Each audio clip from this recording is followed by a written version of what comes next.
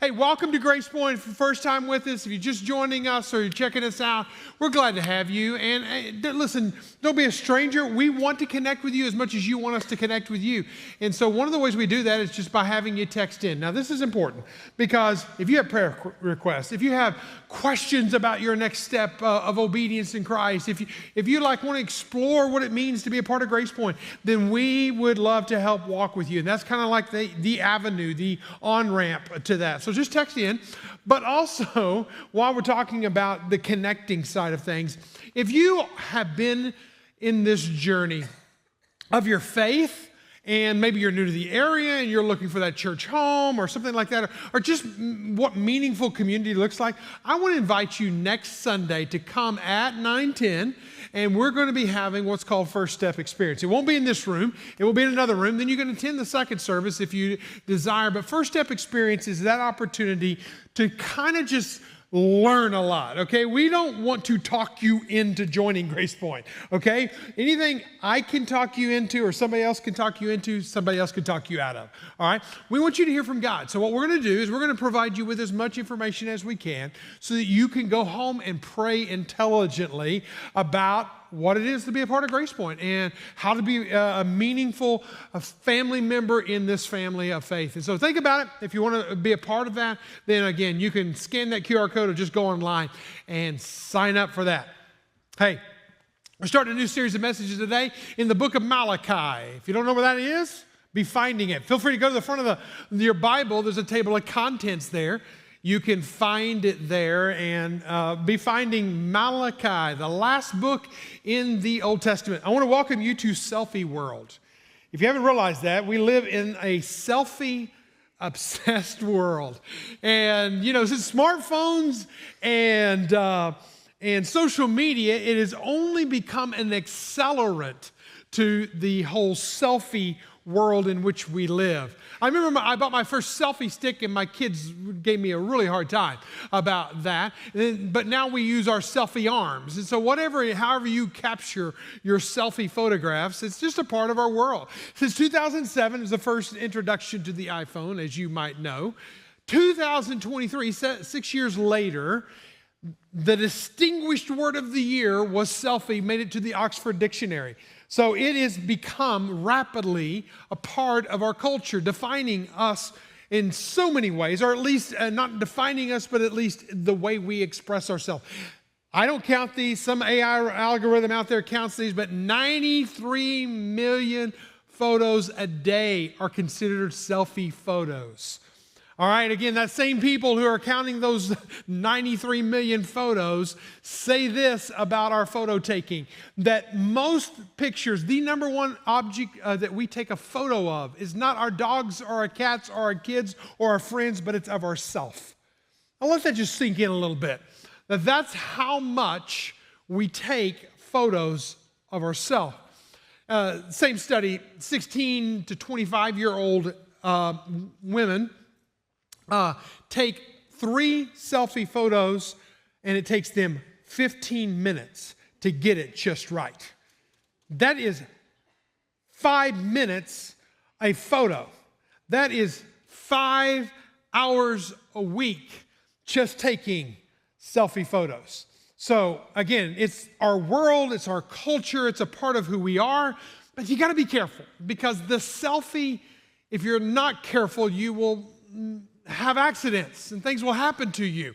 Here's an example of one person who wasn't paying attention to the game and a ball starts coming at her head. I don't know if that's photoshopped. That looks too perfect.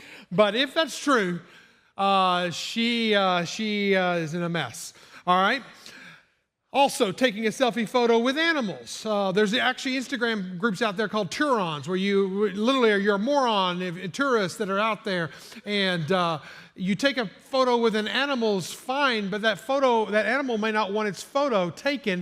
If you go to the next slide, you'll see that same squirrel's jumping on his back and chasing after him. Beware of the selfie. Now, there's nothing to be aware of this one. I just think it's funny because the most common selfie that you kind of see online is somebody primps themselves, gets themselves all perfect in the mirror, and then they got to take a picture of themselves in a mirror, which is almost like double selfies. I don't know.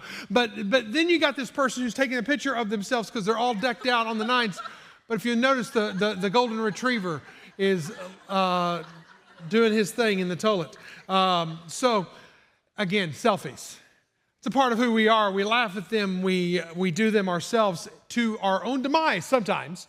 In fact, the National Park Service says that 12 people a year will die taking a selfie at the Grand Canyon. That's not a large number unless you're one of the 12. And just the reality that's a part of our world. But hey, selfies did not start in 2007. They've been around for a good long time. In fact, you have to go back to Greek mythology to understand the selfies have been around since this guy. He was gazing at himself in the mirror, and Narcissus saw himself, and so enamored by himself, and so caught up in himself, he falls into the water and drowns. Now, obviously, we get the word Narcissus from this guy, this Greek mythologist. And the reality is that nobody wants to be called a narcissist. But here's also a reality, is that there's a lot of narcissism in some people, in a few people, but there's a little narcissism in all of us. It's just a reality that we do get caught up in ourselves. We want to build a world around us and make it about us. And so that actually begins to infiltrate even into the way we connect with God. Believe it or not, there's a book I read about a year and a half ago, and it's a really good book, troubling book, When Narcissism Comes to Church. And I just want to, again, narrowing the gap down from this general selfie world that we live in to realizing that it really points to a narcissistic tendency inside of all of us, that actually narcissism doesn't just stay outside the walls of the church, it actually comes to church. And when that happens, it begins to change even how we exist with God, exist and connect with others. If you take the selfie mindset, okay, just the selfie mindset, and you marry it or add it to worship, what you have is narcissistic worship, or what I want to call today selfie worship. So you found hopefully the book of Malachi. If you found Malachi, you got to understand the big picture. Those of you who went through Discipleship University and took Old Testament survey, this is just going to be review for you because you know this. You can take the Old Testament and divide it into 3 sections. You've got the Old Testament history section, which is from Genesis to Nehemiah. I love history. I like studying history. I wish I'd spend more time in this area just taking it all in and processing the narrative of God and how He has worked through time over the years. Then you got poetry. Now, probably poetry gets more love than any other of the Old Testament. And by the way, let me just say about the Old Testament, it's not old in the sense that it's out of date. It's old in the sense that it's first. In fact, I wish we called it the First Testament or the First Covenant. And then we have the second, the New Testament covenant, and it's like the first and then the second. And again, there's many covenants in between there, but the macro covenants is the old and the new. And sometimes, again, we skip over the old because we don't think that that's that important. We're New Testament church and all that, but you got to understand it in its full picture and context. But you have the prophets. You got Isaiah to Malachi. Now, I have to admit, a lot of people, myself included, do not favor going to the prophets. One is they might be telling me truths I don't want to hear. 2, they're hard to understand sometimes. They get into some of the poetry and some of the imagery and some of the parallelisms. It gets really hard. It's not easy reading. And so sometimes what we'll do is we'll hop into Isaiah, find a messianic message, a prophecy, or we'll go over to Daniel if we like eschatology in the end times and try to figure out what the big toe on the giant is in the book of Daniel. Or we might like a fish story and read the book of Jonah with our kids or something like that. That's the level that most people go when you go to the Old Testament prophets. And you take the Old Testament prophets and then you break them down even more. And you got the major prophets and you got the minor prophets. When I say major, I'm not saying these are more important than the minors. They're just saying the size of them. Okay? So I'm giving you all of this because all this context does come into play here. We're going to one of the minor prophets, and I'm not going to ask for a show of hands, but I would really like to know how many of y'all have ever even read Malachi or even knew it was in the Bible. I actually wanted to name one of our kids Malachi. I love that name. It means messenger. Okay, when you think about Malachi, 5th century BC, so about 500 years before Christ, and you got this name of a messenger named Malachi, and the thing is that the messenger has a message from God. So it's a little bit of redundancy there. It's like going to eat at Table Mesa. You're going to Table restaurant, okay?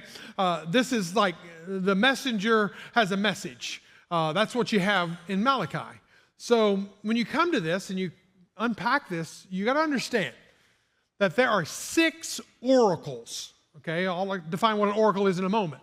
For every one of the oracles that the prophet Malachi gives to the people of Israel, God's people, they turn right around and ask a question. What do you mean? What are you saying? We'll get to that in a moment. You'll see the structure here in a moment. And then followed up by another layer of, here, let me explain it to you. So when you come to this, you have an oracle. What's an oracle? You look at verse 1 of Malachi, and you'll find that very word. An oracle says, the oracle of the word of the Lord to Israel by Malachi. You can see the whole structure of it right there. Now, oracle means this. A burdensome message. This is not a warm fuzzy. For the next several weeks as we look at the book of Malachi, I'm really not expecting you to get a warm fuzzy.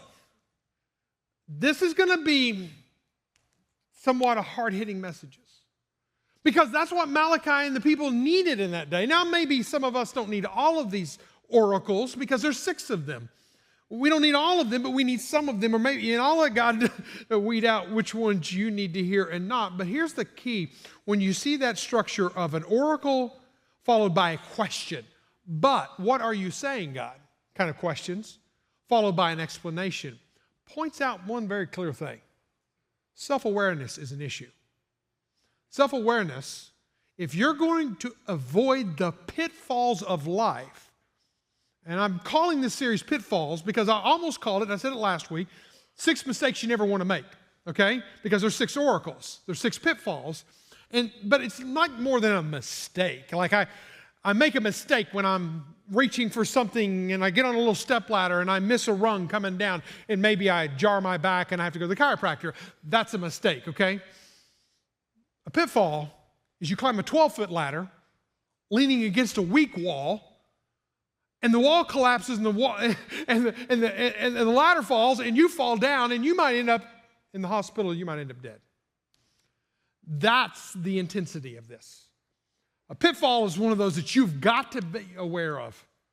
And you've got to do everything in your power and in your mind and your soul to make sure you don't fall in this area. So let's talk about pitfall or oracle number 1. I'm calling it selfie worship. Let us beware of selfie worship. Selfie worship is where worship is really about me. It's really about what I want. It's really about what pleases me. And yes, I'm worshiping God. God's the object of my worship. But really, it's about what I want.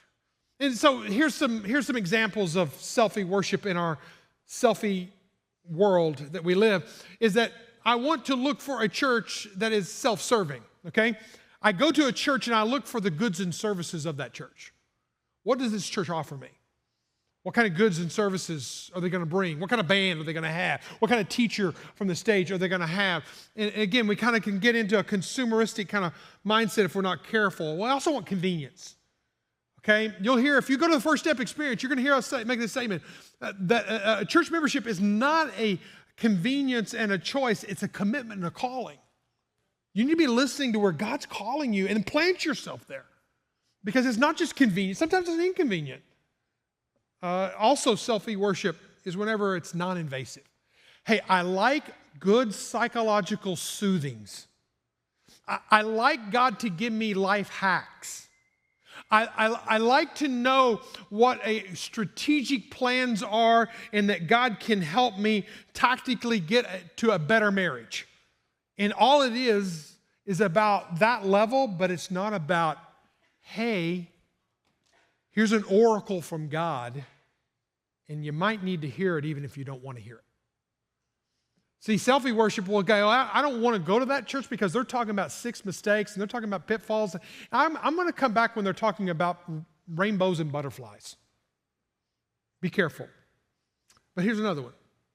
And this is actually the one that marks the believers, or the believers in Malachi's time, is they lacked generosity and they lacked sacrificial living.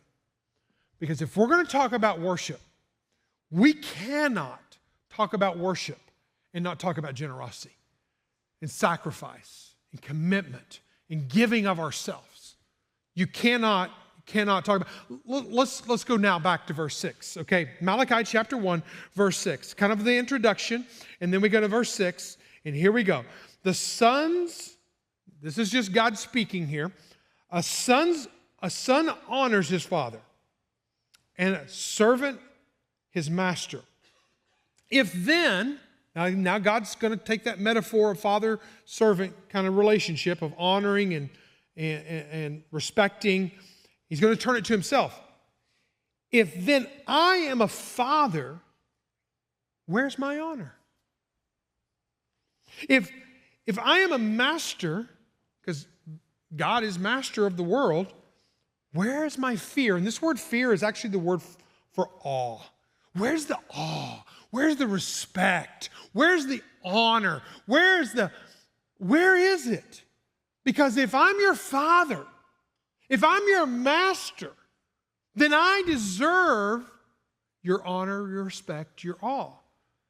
And so he's asking this question of the people in that day. Now let me just pause right there, because I got one word to describe honor, respect, awe, and all that. And that is worship. That's what worship is. It is giving honor to him. It is giving respect to him. It is being in awe of him. It changes your posture. It changes your emotions. It changes your life. It's because you see God in all of his glory. And you're like, oh my goodness, you are God. And that changes you. That's what he's bringing him to. Now, the word worship you're not going to find in Hebrew. You're not going to find it in the Greek, because it's not a Greek word. It's not a Hebrew word. It's actually an Anglo-Saxon word that was introduced in the 1300s. But it is capturing the heart and the essence of fear, respect, and honor. So when we talk about worship, we're talking about God deserving our worship. And here may be a new light coming on in your head kind of reality is God wants us to worship him. God expects us to worship him. We're all worshiping something. We're all giving value to something. We're all honoring something. We're all fearing and respecting something. But what God wants and what God expects and what God will only tolerate is if he is the one that we are honoring, respecting, and worshiping. I got news for you. God's jealous. The Bible says it. Exodus. That our God is a jealous God. Now, if you made it all and you own it all, which is the universe in which we live, then you have the right to expect all the respect to come to you. So if you believe that God made it all and owns it all, then you ought to understand that, hey, yeah, God can be jealous. In fact, this is what it says in Isaiah. It says, I alone am the Lord your God. No other God may share my glory. I will not let idols share my glory. Whole conversation to be about modern day idols. We're not just talking about little wooden figurines that we might carve out and bow down to. We're talking about idols in our day-to-day American life, and that's a whole conversation unto itself. But here's the point that you need to see. God doesn't share that with anybody. He deserves it. He expects it. And when we don't give it to him, pitfall.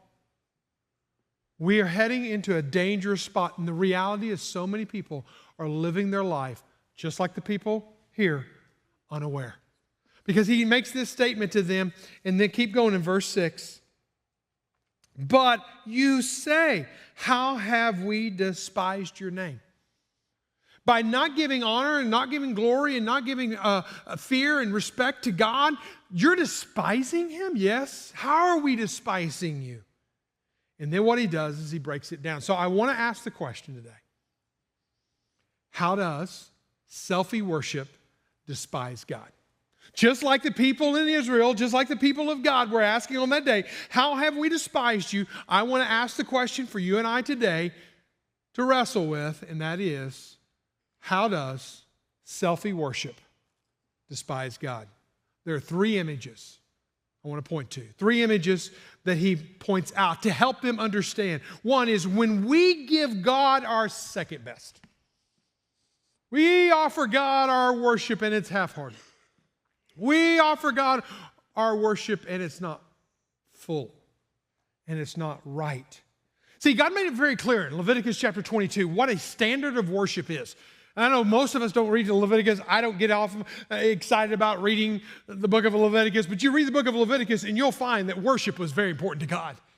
He builds a framework for it. He puts standards for it. He puts it in place, and that's what we're supposed to live up to. But in Leviticus 22, he says that you need to bring your best to me, your first to me. That's the standard. But what were the people of Israel doing on this day? Look at verse 7. By offering polluted, circle the word polluted food, upon an altar. But you say you are polluted by saying that the Lord's table may be despised. Verse 8, when you offer blind animals in sacrifice, is that not evil? And when you offer those who are lame and sick, and later on he will talk about him being polluted. He'll talk about him being lame and sick again. It's literally something that is not setting well with God. When we bring God second best, half-baked, unprepared, beautiful worship to God, our very best, God is not pleased. In fact, this is the way the Message paraphrase it in verse 7. He says, you say, not so, how do you despise, how do we despise you? By your shoddy, sloppy, defiling worship. The statement that we've said around here for years, it's not original with me, we've said it for 23 years, I can be exact on that, is that excellence it honors God and inspires people. We want to bring God our best. Why? He deserves it. He expects it. He'll share it with no other. If we're giving our best to anybody, anything else, and not giving our best and our first to God, then there's something out of kilter, and we may not be aware of it. We're lacking self-awareness, and we might be heading off or literally already in the careen. Here's a couple of verses for you just to help you understand how God expects worship that is equal to Him, of similar value as Him. He says this, Psalm 29, verse 2, he says, ascribe to the Lord the glory due His name. What does He do? What does He deserve? That's what we give to Him. Worship the Lord in the splendor of His holiness. Ascribe to the Lord in chapter 96. To the Lord the glory due His name. Bring an offering. Come into His courts. Worship the Lord in the splendor of His holiness. The glory due His name. Psalm chapter 7, verse 17 says, I will give to the Lord the thanks due His righteousness. Now we're talking about His character and His conduct. So if God is right and good, then I need to bring gifts to God and praise to God and worship to God and myself to God that is right and good. It's what is due Him.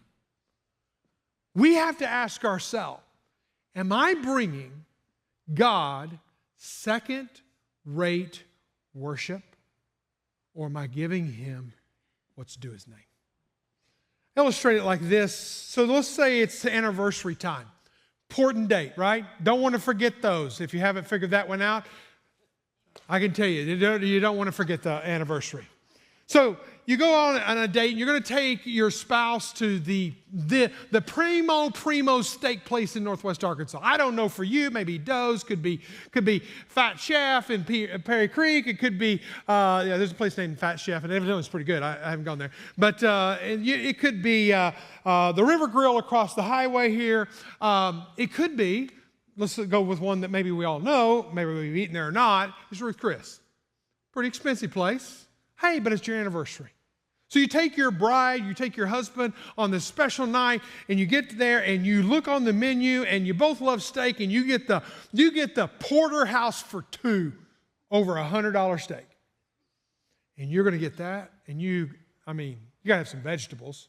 So you get some roasted Brussels sprouts. Only time I want to have Brussels sprouts is probably a time like that. And then, you got to have, if you haven't had it, you got to have it, is the pecan crusted sweet potato casserole. Can I get a witness? Anybody have that in here? Okay, that's good stuff now. That'll make your mouth water. But it's your anniversary, you've had drinks, you've had carrot cake to top it off, okay? And then the night is fine, and you had great service, it's been a great atmosphere. The waiter brings you the check, it lays it down, and you're looking at $250 to $300. But it's a special night, right? And you've taken your special someone there. But you know what? It's due $300. But, $50 should do. You pull a $50 bill out and you throw it on the table and you start to walk out. All of a sudden the manager's coming after you. Hey, we misunderstand something. Something go wrong. Something not work out right. No. I love the meal. Waiter was great. The atmosphere was great. Everything's great. But I just felt like paying $50. Something wrong with that in anybody's economy. Yes, giving God lame, sick, unprioritized worship? Come on. He's due worship of his name, of his glory, of his righteousness. How can we bring him anything less? That's why in Colossians he says he must be first place among anything and everything. He must be given the first place in everything of our life. We bring him in Proverbs, it says the first fruits of all of our increase because he deserves our first. He deserves our best. If you've been around here any length of time, you've heard me say this as a motto of mine. You make yours, live it out, please. Is that God gets my first moment of every day. I know I'm best in the morning, so I give him my first moments of the day. My thoughts are clear. My mind is clear. I've had my cup of coffee. It's a good moment to just listening to God. I give him the first day out of every week. This is a priority, whether I was pastoring or not. I'm going to be in a church worshiping with my family, or whatever. That's going to be. I'm going to give him the first dime out of every dollar. God set that system up, and it's beautiful. If you make $10,000 a month, that's great. It's a dime out of every dollar. If you make $1,000 a month, dime out of every dollar. It's like beautiful economy, God, but you're going to get my first and you're going to get my best. You're going to get the first consideration in all my decisions because that's what worship looks like. He gets first. He gets my best, not the lame, not the sick, not the polluted, not the kind of offering and the worship that despises him. Number 2, you want to live selfie worship life? When my pleasure supersedes God's pleasure. When I realize, okay, this is all I'm going to do, or this is all I want to do, or this is all I want to give, or this is all I want to sing, or this is all I want to pray, or this, then it's about you and not about God and who he is. You got to realize, if you're a child of God, you were chosen before the foundations of the earth, Ephesians 4 says, or 1:4 says. Why? So that, ace is the Greek word there, to praise his glorious grace. Do you realize that before this world was ever created, before you ever breathed your breath, before your parents breathed their breath, that God had a plan for your life, and that you would be a child of his, and that you would actually bring worship to him? That's a purpose of your life. It's an aim of your life. Now let's come back to the sad, sad story of Malachi. Because here's what worship does. Worship right sizes and rightly centers our life. Not selfie worship, real biblical worship. Look at verse 9, because this is how I feel like I have lived, and I know so many others have as well. And now I entreat the favor of God. Let's pause. Half-hearted, half-baked, second-rate worship. And now I'm going to entreat the favor of God. Because that's what we do. We want God to meet all of our needs, to give us His favor, and we're going to give Him $50 on a $300 meal. Or whatever that means. That's a metaphor. It says, but you bring the kind of offering. Why should He show you any favor? That's the everything we have from God is by His grace and by His mercy. Not because we deserved it. And me going into His presence and expecting Him to deliver from me when I want Him to, that's not the position. Verse 10, that's verse 9. Look at verse 10. Because he says, that there were one among you who would shut the doors that you might not kindle a fire. What's he saying? Kindle a fire on the altar. Listen, God is so upset with their worship. He says, just close the church. Close the temple. Quit making altars. Quit making fires. Just quit it. Why? I have no pleasure in you. I'm telling you, sometimes we need to hear messages like this to help us become self-aware. I have no pleasure in you, and I will not accept your offering. And there's two things I want you to see in that. One is the sequence. It starts with the relationship. It starts with your heart. I have no pleasure in you. You and I aren't right. This ain't right. It's about a relationship. It's not about religion. It's not hey, you need to give more. No. That's religion. It starts with the person. It starts with the relationship. I am not pleased with you. I'm not finding pleasure in your offerings. I'm not finding pleasure in your heart, in the way your disposition. I'm not finding pleasure in that. Oh, no, by the way, I'm not going to accept your offerings. Listen, God doesn't need our money. He doesn't need our time. He doesn't need our energy. That's what we give Him in worship. Gordon Dahl said it like this: most middle-class Americans tend to worship their work at their play, and play at their worship. As a result, their meanings and values are distorted. Their relationships disintegrate faster than they can keep them in repair. Their lifestyle resembles the cast of characters in search of a plot. Wow. Right-sizing our lives. Whole life worship. Everything is about us. Paul wrote the church of Rome in his letter to the Romans, one of your books in the New Testament. He wrote it from Corinth. He gave it to Phoebe, who lived in Santorini, which is like literally, I've been to both of those places, maybe 10 miles apart. Phoebe takes the most densely doctrinal statement that Paul ever writes, Romans, delivers it, didn't just say, here, I'm gone, but very likely stood before the people, read it to them, okay?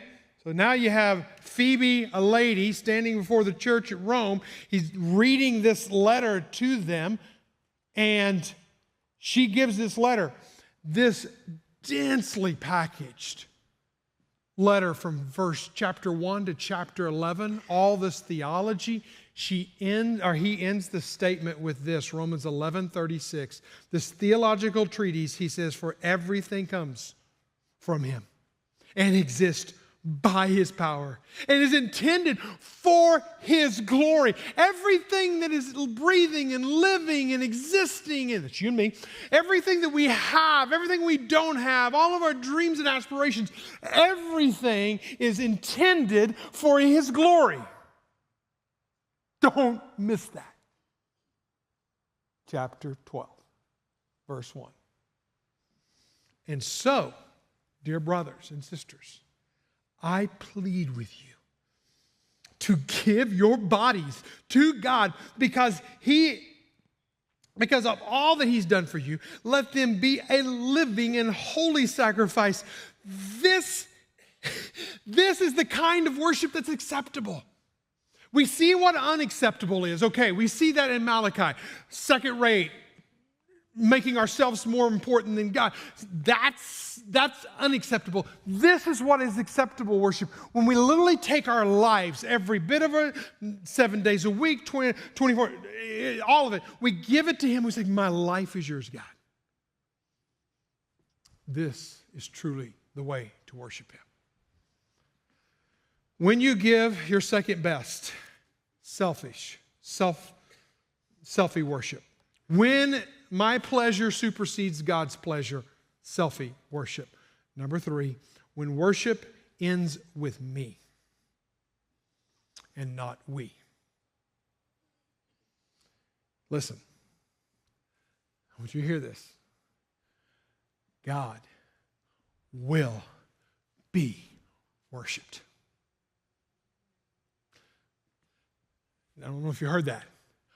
God will be worshiped. Say it with me. God will be worshiped. What you and I get to decide is, are we going to be His worshipers? He will be worshiped. If we don't worship Him, the rocks will cry out. If we don't worship Him, the trees will clap their hands. If we don't worship Him, guess what? The heavens are right now out there declaring the glory of God. Everything about His creation is made to bring glory to Him. Now we choose whether or not we're going to be a part of that. Now the sad thing is I really tried to personalize this week, and I'm thinking, what if Grace Point doesn't worship Him? What if we just come on Sundays? We just do this thing called church. What if we don't worship Him? You know what I believe? I believe God will go down the street and He'll find believers who will worship Him. You know what? I know this so well that if America doesn't stop worshiping itself, then God will go to another country and find up some other worshipers. He did it with Israel.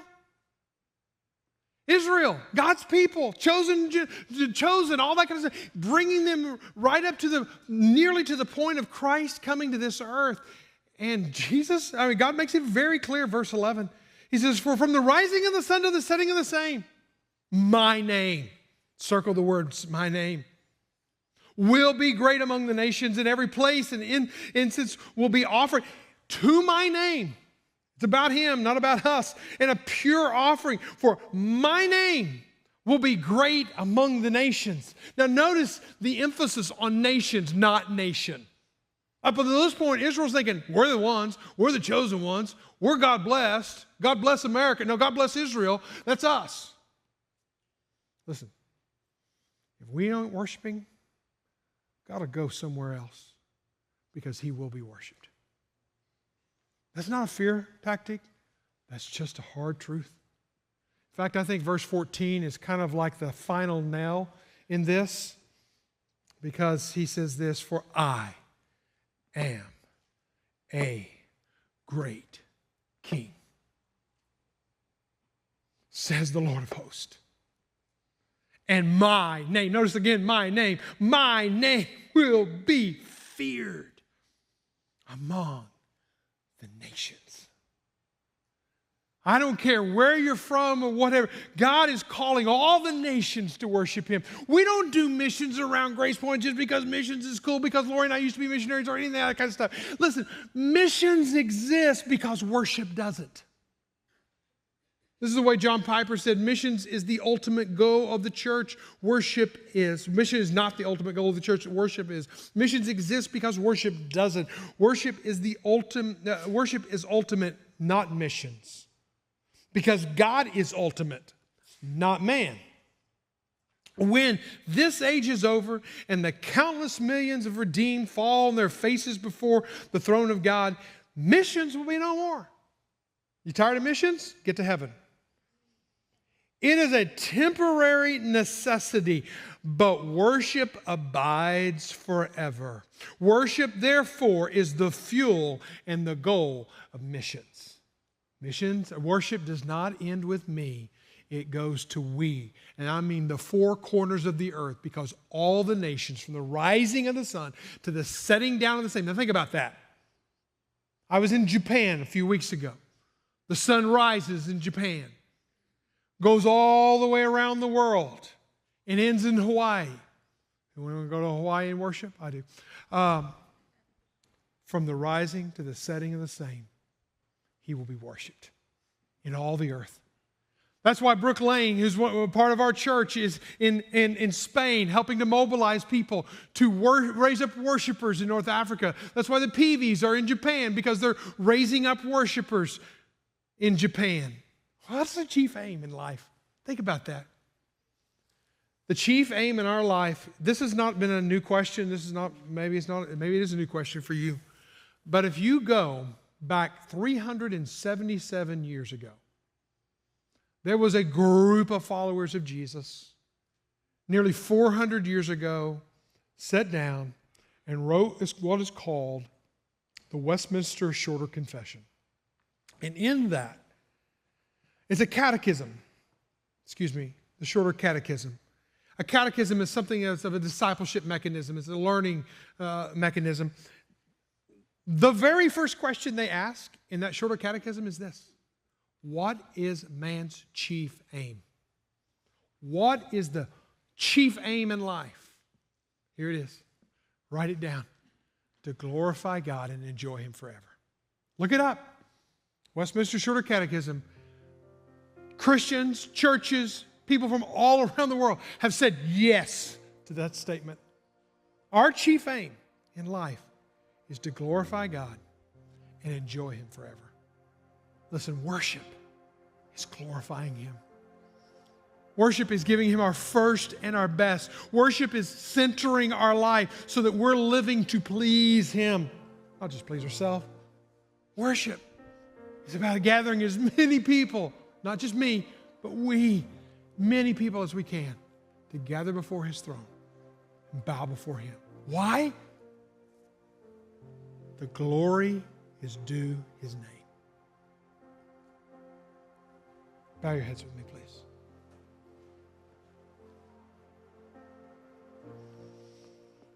What's your chief aim? What is your chief aim in life? Is it to glorify God and enjoy Him forever? If it is not, right here and now, I would say the most important thing you can do is to recenter your life on becoming and being a lifelong worshiper of Him. Give your life to Jesus, who gave His life to you. Embrace His grace and realize that before the foundations of the world, He was calling you to be a worshiper of Him. Right here, you just say, Jesus, I want you, I need you, I give my life to you. And if you're in this room and you are a follower of Christ and you have gotten off track, you have been offering Him less than your best and your first, you've been giving only and serving only and worshiping only to your pleasure and not His pleasure, right now, where you're at, say, Jesus, I'm sorry. You deserve the glory due your name. And I'll spend the rest of my life doing just that. Father God, you know us. No one's hiding. You're fully aware of what our aim is in life. Father, I pray that our aim is to glorify you and enjoy you forever. And anybody that, Lord, is not there, I pray you would right now call them to you. For you are worthy. This is going to be a time that we're going to just give you time to space to just reflect, and you can sit in your seat, you can stand and raise your hands, you can come and kneel at the front. This is your space. This is your worship. You're bringing your worship to God. Worship however the Lord prompts you, because He's worthy. He's worthy.